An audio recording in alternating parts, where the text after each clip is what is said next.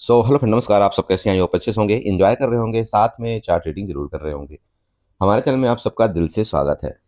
Friend, थोड़ा discussion करने वाले हैं हम निफ्टी के बारे में, सेंसेक्स के बारे में, और थोड़ा सा बैंक निफ्टी को भी कवर करेंगे कि आपको किस तरह से चार्ट में प्लान करना चाहिए। आपके सपोर्ट, रेजिस्टेंस लेवल्स वगैरह ड्रा करने की कोशिश करते हैं।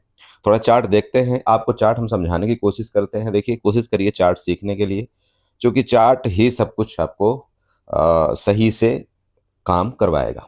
ठीक है, चलिए। तो फाइनली देखिए, जैसा कि आपने प्रीवियस डे देखा होगा, हालांकि आपका कल फ्राइडे था, कल मार्केट आपकी बंद थी, और मैं आपको बताया भी था कि अभी आने वाले वीक में आपकी 2-3 दिन छुट्टी रहने वाली है और ये एक लंबा वीकेंड जाएगा।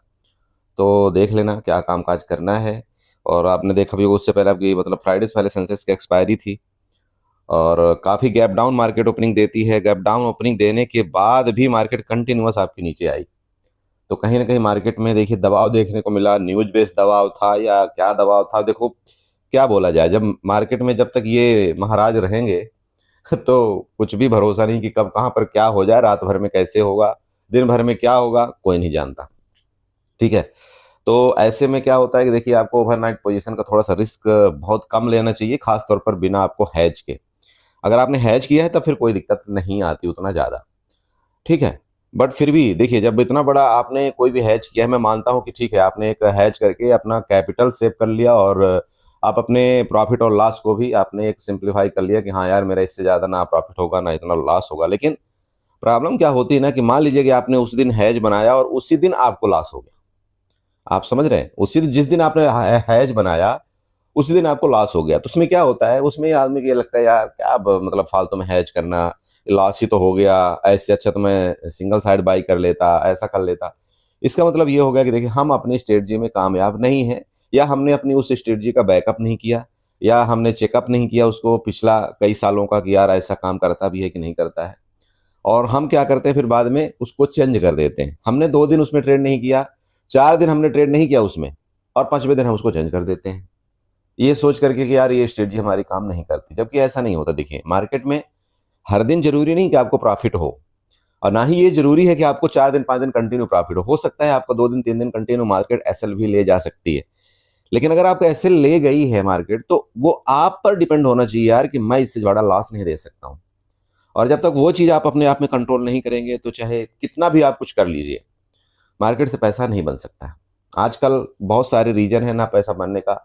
अगर आप ये चाहते हैं कि ठीक है यार, मैं तो 5 ही पॉइंट लूंगा और मैं 10 ट्रेड कर लूंगा या 15 ट्रेड कर लूंगा, तब भी आपका पैसा नहीं बनेगा, क्योंकि आपका चार्जेस बहुत ज्यादा हो रहे हैं।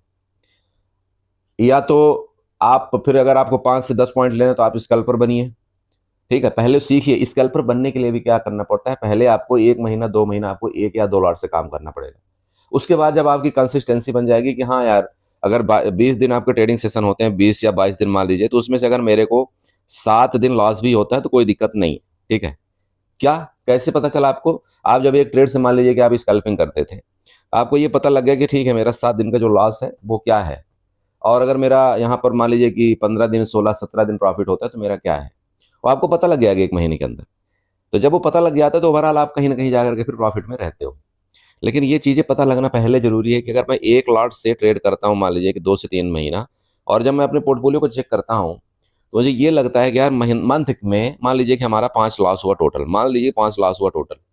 लेकिन जो 5 लॉस हुआ, उस लॉस का वजह क्या था? हो सकता है आप उस मंथ में, वो 5 दिन जो हुआ ना, उसमें भी 3 दिन आप पहले स्टार्टिंग में प्रॉफिट में रहे हो, और ओवर ट्रेड करके आपने उसको भी प्रॉफिट के लॉस में कन्वर्ट कर दिया। और जिस दिन आपका प्रॉफिट आपके लॉस में कन्वर्ट होता है, तो वो दिन आपका बहुत बड़ा बड़ा वाला दिन होता है। जैसे पहले आपने 1,000 का लॉस आपने पहले सोचा होगा, लेकिन जब वो आपका मान लीजिए कि 1 2 हज़ार का प्रॉफिट का दिन था, और आपने उसको क्या कर दिया, पहले लॉस में कन्वर्ट किया, ये आप यकीन करिए, ये जो लॉस वाला दिन होगा ना, ये आपको हो सकता है 5,000 6,000 वाला लॉस का दिन हो जाएगा, और ये सबसे बड़ा लॉस का दिन हो जाएगा।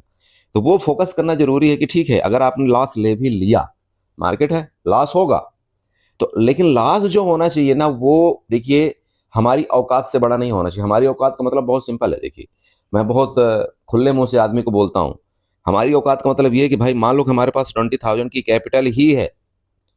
ठीक है, और नॉर्मल दिन में हमने लॉस को फिक्स कर रखा है कि 1,000 से 1,200 रुपए का मेरा मैक्स लॉस है।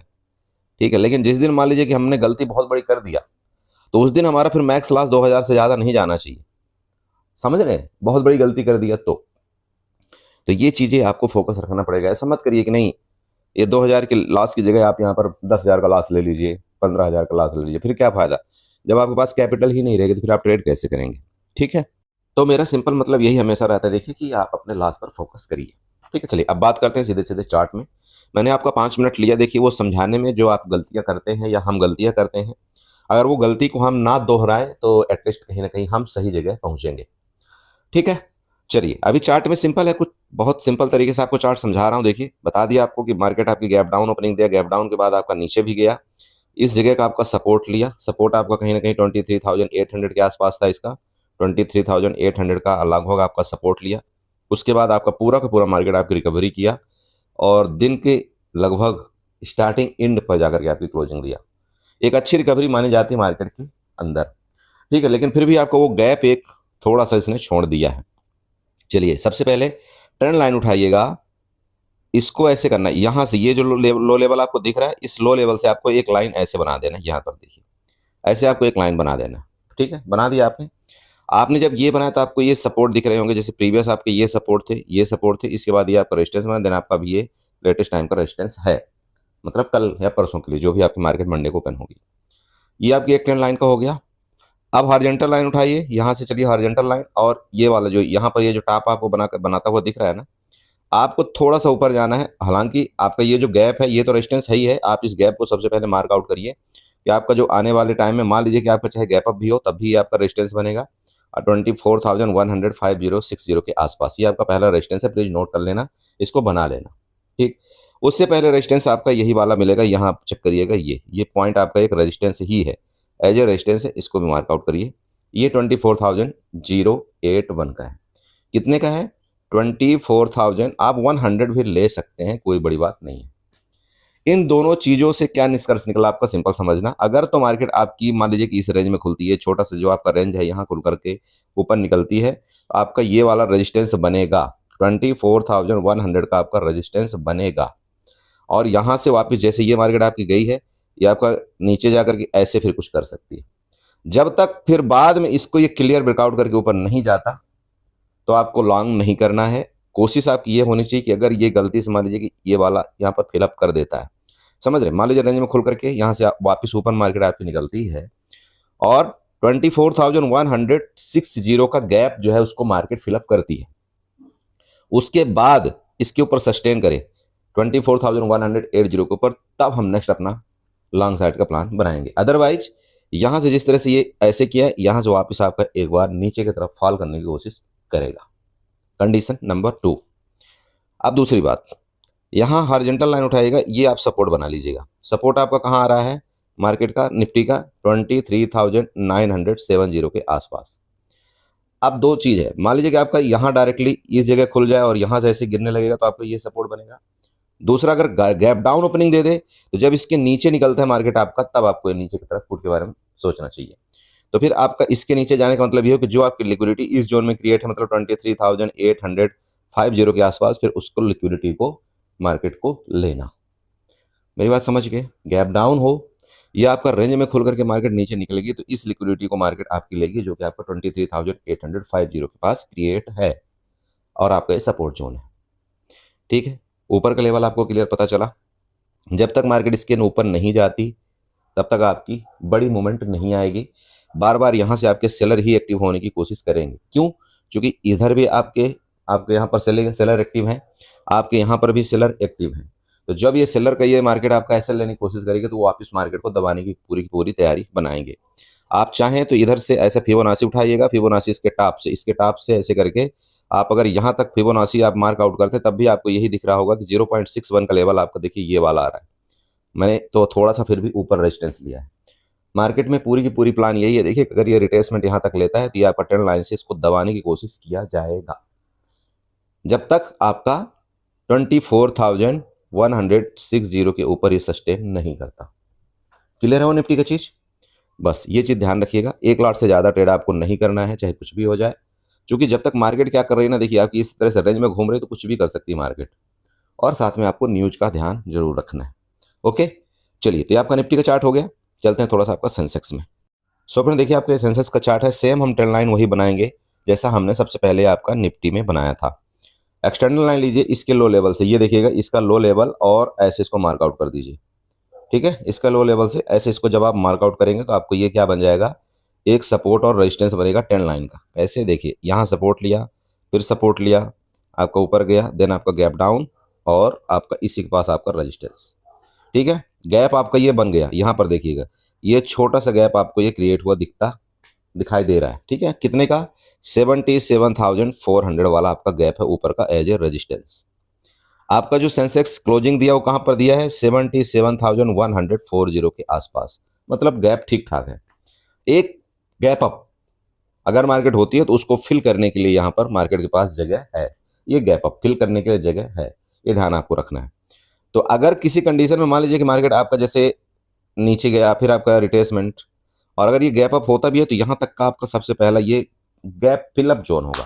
किस कंडीशन में, जब आपका मार्केट गैप अप खुल जाए। और दूसरा क्या होगा, अगर यही रेंज में खुल जाए तो रेंज में खुलने से क्या हो जाएगा कि आपके पास बहुत सारे रेजिस्टेंस क्रिएट हो जाएंगे। पहला रेजिस्टेंस आपका ये डे हाई का हो जाएगा, कल के हाई का। सेकंड रेजिस्टेंस मान लीजिए इसको मार्केट निकलती है तो आपका ये भी हो जाएगा, थर्ड आपका ये हो जाएगा। तो रेंज में खुलने के बाद जो आपकी मार्केट जाएगी ऊपर, उसके लिए बहुत सारे क्या, जिसको हम बोलते हैं ना अड़चन, वो बहुत सारे अड़चन उसको यहाँ पर मिलेंगे। और अगर वो अड़चन को मार्केट क्या करती है, बिल्कुल काटते हुए, चीरते हुए, फाड़ते हुए अगर आगे निकलती है ना, आप ये समझना कि मार्केट में अब असली दम है बायर का। चूंकि बायर ने अगर नीचे से फोर्स लगाया है, पहला बात समझ रहे हैं आप जो मैं बताना चाह रहा हूं, देखिए अगर बायर ने यहां से कोई फोर्स लगाया या यहां से कोई फोर्स लगाया है, और मार्केट आपकी कंटिन्यू अब ये बाइंग में जा रही है और ये रेजिस्टेंस को ब्रेकआउट किया, इस रेजिस्टेंस को ब्रेकआउट किया, इसका मतलब क्या है, इसका मतलब सिंपल है कि फिर आपकी मार्केट ये लास्ट तक जाने को तैयार है। और लास्ट में आपको ये दिख ही रहा होगा कि लगभग आपका 78,000 वाला आपको फिर फर्दर आपका रेजिस्टेंस मिलेगा। Condition number 1। ठीक है, ओके, बात कर लें दूसरा। अब क्या है, दूसरा मान लीजिए डायरेक्ट इनको तो टारगेट नहीं कर सकता मार्केट, अरे जो बायर एक्टिव हुए हैं उनको टारगेट नहीं कर सकता ना इतना जल्दी, तो क्या करेगा, देखिए यहां पर क्या कर सकता है मार्केट, क्या कर सकता है, मान लीजिए कि आपका गैप अप खुले तो डायरेक्ट इसका रेजिस्टेंस ले, और वहां से जो ऊपर वाले सेलर हैं वो मार्केट को दबाने की कोशिश करेंगे। और नीचे वाले सेलर का, नीचे वाले बायर का क्या होगा, जैसे मार्केट गैप अप खुलेगा तो उनको प्रॉफिट होगा, तो कुछ लोग अपना प्रॉफिट बुक करने की कोशिश पूरी पूरी करेंगे, और जो यहाँ से बाइंग करके ओवरनाइट गए वो भी पूरी पूरी कोशिश करेंगे प्रॉफिट बुक करने के लिए। तो जब प्रॉफिट बुक करने की कोशिश करते हैं देखिए मार्केट में, तो क्या होता है, एक तो ऊपर से ये सेलर है, प्रॉफिट बुक होगी तो नीचे से क्या होगा आपका, ऊपर ऊपर से दबाव आने की कोशिश होगी। तो ये देखिएगा कि मार्केट अगर मान लीजिए कि यहाँ डायरेक्ट गैप अप खुलती है और इसका रिस्पेक्ट करती है एज ए रेजिस्टेंस, तो फिर नीचे आपके लिए ये पहला जगह होगी जो कि 77,000 का होगा, और यहाँ पर 400 पॉइंट का नीचे में पहला आपको पॉइंट हो गया। ठीक, अब दूसरा क्या होगा, देखिए अब अगर यहाँ आ गई, मान लीजिए यहाँ आ गई मार्केट, अब मार्केट क्या करेगी, थोड़ा सा यहाँ पर सोच में पड़ेगी, यार अब किसको लूं, क्या मैं नीचे वालों को लूं या ऊपर वाले के लूं, क्या एसएल। ठीक है, अब जब मार्केट फिर यहां से अपना ये डायरेक्शन डिसाइड करेगी तो फिर हम उसके मुताबिक प्लान बनाएंगे कि मार्केट करना क्या चाहती है, क्या नीचे वालों का एसएल यहां पर लेना चाहती है या ऊपर वालों का यहां पर एसएल लेना चाहती है। लेकिन फिर आपको समझा रहा हूं, ऊपर आपको बार बार इसका रेजिस्टेंस मिलेगा, तो ऊपर अगर मार्केट आपका निकलती है ना तो फिर मार्केट में इसके ऊपर ही मजा आएगा आपको, ऊपर की तरफ प्लान बनाने में, उससे पहले मजा नहीं आएगा। नीचे को कब प्लान बनाने में मजा आएगा, जब आपको मार्केट इसके नीचे निकल जाए। ये देखिए ये जो है ना, ये वाला जो इसको नीचे ब्रेक डाउन करके निकले। अब ये मैं क्यों बोल रहा हूँ, थोड़ा सा ये नजर डालिएगा।